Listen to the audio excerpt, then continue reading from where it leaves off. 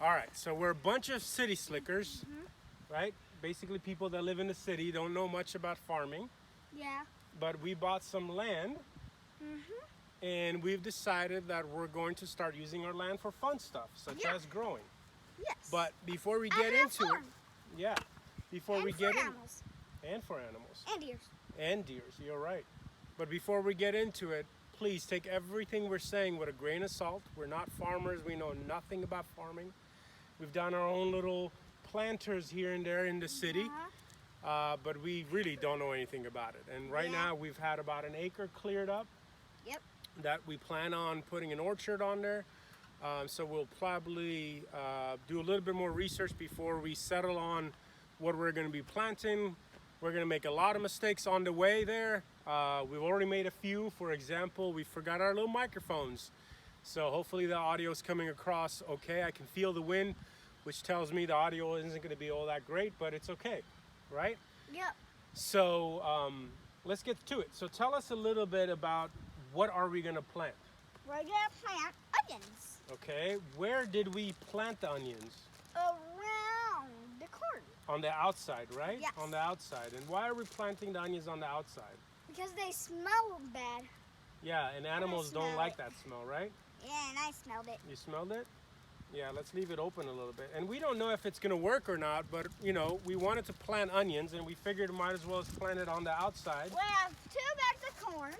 Yeah, that's a lot of corn. It's a lot more corn than I really anticipated. So we were here last week and I planted, I guess you 4 can call acres.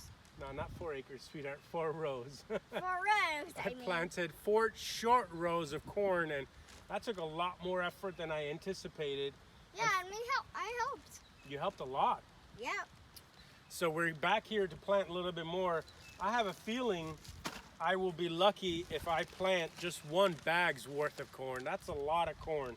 So each bag is a pound, and I'll kind of give you guys a sense for how much that ended up, you know, covering area-wise. It's significantly more than I anticipated. I don't think I've planted more than 3% of what I bought, right? Yep, and we bought these. What are This is those? Beans. Beans, right? What are we Tall gonna? green beans. They're gonna climbing beans, right? They're gonna climb. Where are we gonna plant them and why? It's because that if we need food. If we need food, yeah, you're right. But strategically, we've elected to plant them along with the corn.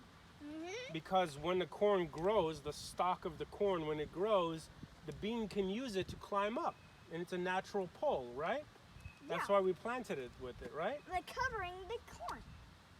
Going up on the corn, yeah. What else did we plant? Oh, and squash. Squash. Where did we plant the squash and why? We planted the squash somewhere from where we planted. Uh-huh. And I don't know why, but Daddy can ask. Tell him. Good. Okay, I will try to explain it. We planted the squash because, as we understand it, the squash will grow underneath the corn stalk and it will help to suppress the weeds. That's what everybody's saying on the internet, the whole World Wide Web, mighty World Wide Web, and we're Yeah. gonna try it out and see it. And what is this? This is something like Mint. mint. Mint. This is mint. We just figured we'll just toss that somewhere here and let it grow and we'll have fresh mint somewhere, right? Yeah. What's the last thing we planted?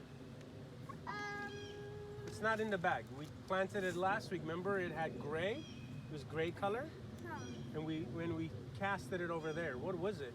I don't remember. It was called the white clover. Yes, white clover. What are we going to do with the white clover? Huh? You don't know, right? Okay. So we've been told the first batch of flowers that come out of the white clover actually make some good tea when you dry them. Apparently, later in the season, it doesn't taste as good, so you should take the first batch and only the first batch. And then the other thing is, deer love clover.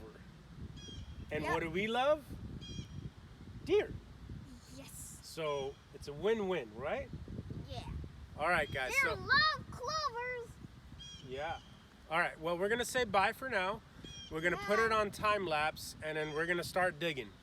All right. Adios. Say Bye. bye. Look at the camera and say bye. Bye.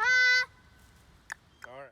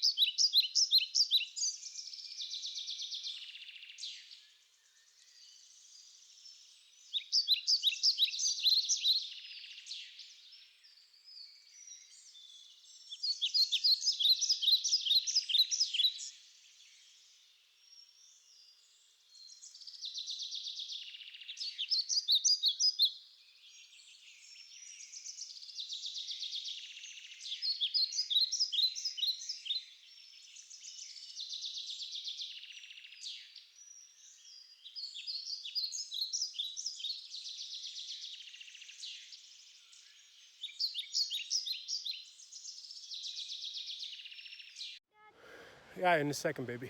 All right, so we're gonna pause the slow motion real quick to talk about a few things that I forgot to talk about. So first thing is I'm clearly gonna have a lot more corn than I even thought I would come close to having.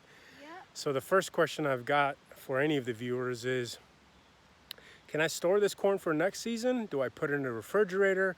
Do I put it in a basement? Or do I give it away because somebody's got to use it this year, otherwise it's not going to be usable next year? So I don't know that. Never done this before. So would love some inputs.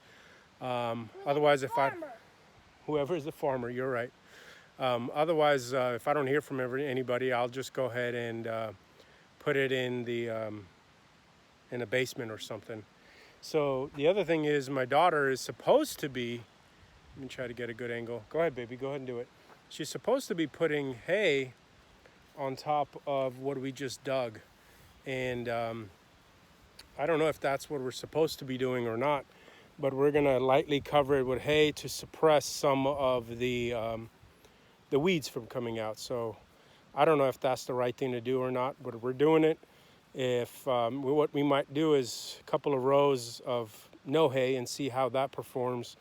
But I would love any input from anybody regarding what we should or shouldn't be doing. Otherwise, what we've been doing is we're gonna take a trip. We've been collecting our rocks that we pull out. Oh, this is heavy. So we've been collecting all these rocks, and I'll show you where we're putting them. So we're putting them off to the side, and then later we can maybe use it for, I don't know, making a small wall or something. It looks like this place is full of rocks. I'm gonna have my hands full with removing the rocks. Oh yeah, and I'm learning to appreciate what it would be to have a tiller. You know, I looked at some of those online for new, used. I was like, oh, that's a lot of money. I'm not ready for that. I have a feeling I'll torture myself this year. By the way, you gotta look at this scenery. I love this background. I don't know if you can hear the water running or not, but there's water there. So I've been piling the rocks right on the edge here. And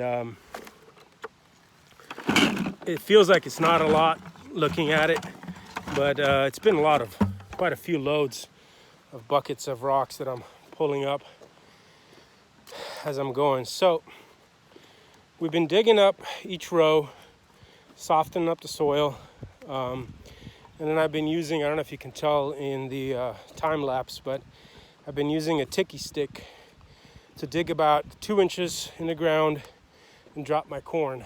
The gentleman that I bought the corn from told me to drop 3 kernels in each hole. He said, you know, natural selection. Some of them will come out, some of them won't. I thought you were supposed to put a kernel in each hole, but I have a feeling he knows better than I do. I have a feeling the viewers are going to know better than I do. So we'll love any of your inputs. And then on the beans and the squash, we've been selectively putting, for each row, we've been putting 3 different spots of beans and 3 spots of squash. Obviously not in the same spot, spaced out. I don't know if that's too much or too little. And we'll do actually the next set of 4 rows. We won't put any beans, we won't put any squash, and see how those perform and see if that truly makes a difference or not. Yep. What else, baby? The other side where we did not put squash. We did put squash on that side too, baby. Yeah, we did. Just not in the first 2 rows. We put it in the last 2 rows. You saw a beautiful butterfly, huh? There she goes, trying to go catch the butterfly. There she goes. Beauty, man. Beautiful. It's a beautiful piece of property. I love it here. I love coming here. Hey! Hi, baby. Hey! Yeah, and we've got our little scarecrows. That's her. This is me. Yep. We clearly, first time making a scarecrow. So, actually, your second time, right? Second time or first time? Second time. Second time. My first time. So I haven't done a great job. But mine. That's me, and Ours has to have a head. it's not supposed to truly look like me, but looking at the belly, yeah, that does look like me. We still got to make the mama scarecrow and the grandma scarecrow.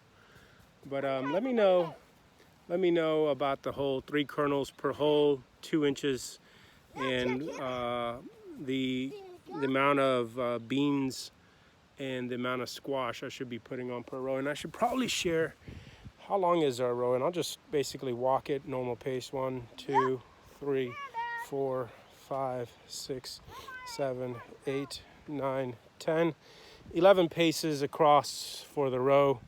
And there's 4 rows, but they happen to be 1, 2, 3 paces wide for 4 rows. Maybe I'm doing them too close, I don't know. And when it comes to the holes for the kernels, I'm spacing them probably somewhere between 3 inches apart and 6 inches apart as I'm putting the corn. So we're gonna go back on the time lapse and keep on digging. Yep. Yeah, don't do the flicking, baby. I don't like it. I know. All right, are you done with the hay? It doesn't look like you've done much of the hay. But I need your help. You need my help. All right, looks like it's time for me to go help.